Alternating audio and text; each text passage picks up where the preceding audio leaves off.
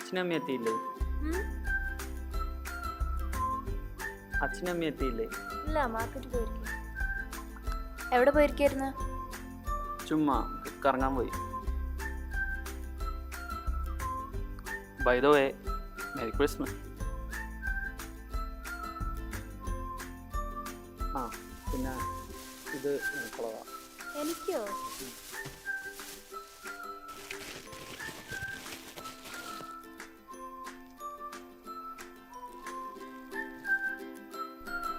എവിടുന്ന് വാങ്ങിച്ച? എൻ്റെ ഫ്രണ്ട്. എങ്ങനെയുണ്ട്? ഇഷ്ടപ്പെട്ടോ? ആ, നന്നായിണ്ട്.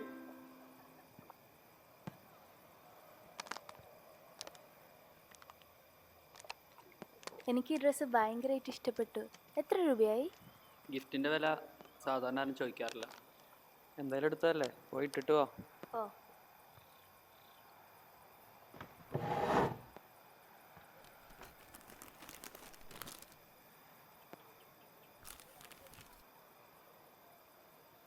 എങ്ങനെയുണ്ട്? ആ നന്നായിട്ടുണ്ട്. ഞാൻ ദിവ്യൻ്റെ വീട്ടിൽ പോയി വരാട്ടോ. അച്ഛനമ്മയും പറഞ്ഞതിന് മുമ്പ് പെട്ടെന്ന് പോ. ആ, ശരി.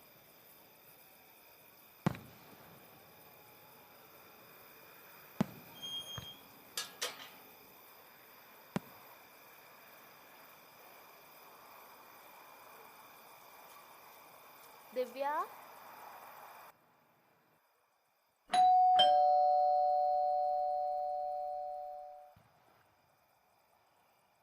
നീയോ?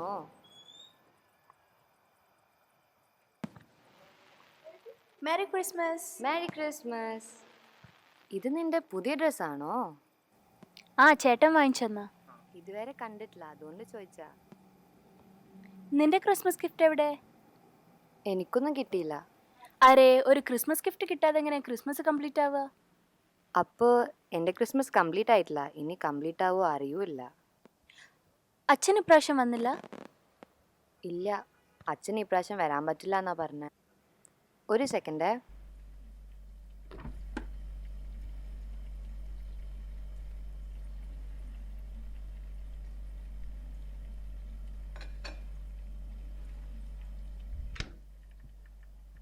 എടാ, നിന്റെ അച്ഛനോട് അവിടുത്തെ ജോലിയൊക്കെ വിട്ടിട്ട് വരാൻ പറ.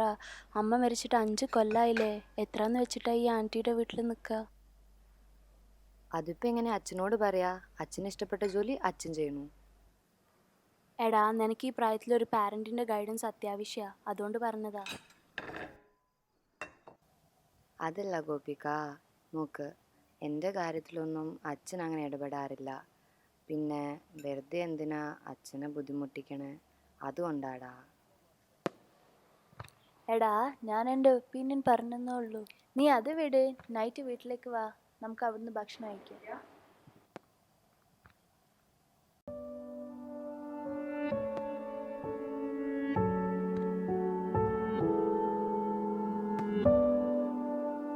എടാ, ഞാൻ ഇറങ്ങുക കേട്ടോ. രാത്രി 9 മണിയാകുമ്പോഴേക്കും വീട്ടിലേക്ക് വാ. ആ ശരിടാ.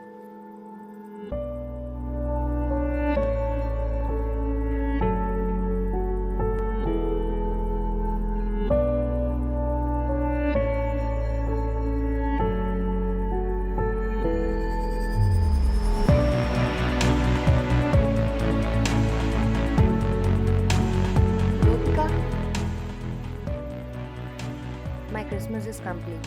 I got my gift. എന്ത്, പേപ്പറോ? Yeah, by the way, Merry Christmas. Yeah, merry Christmas. നീ എന്തായാലും 9 മണിക്ക് വാ.